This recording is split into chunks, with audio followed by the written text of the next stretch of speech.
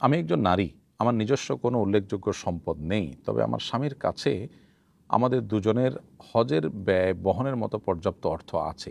এ অবস্থায় আমার উপর কি হজ ফরজ হয়? মহিলার উপর আসলে কখন হজ ফরজ হয়? প্রিয় বোন, আপনার প্রশ্ন উত্তরে বলতে চাই যে স্বামীর যত টাকাই থাকুক না কেন, তার টাকায় তার হজ ফরজ হবে, আপনার হজ ফরজ হবে না। আপনার হজ ফরজ হবে যখন আপনি সম্পদের মালিক হবেন।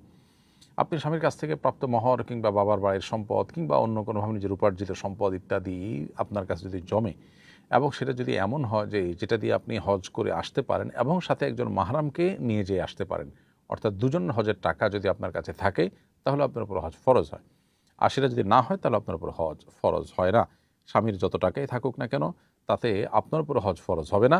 হ্যাঁ, স্বামী যদি তার টাকায় আপনার হজ করায় দেন বা আপনাকে হজ করার জন্য নিয়ে যান তার সাথে, তাহলে সেক্ষেত্রে আপনার ফরজ হজ আদায় হয়ে যাবে। আলাদা করে আপনারা হজ না করলেও চলবে। এরপরে প্রশ্ন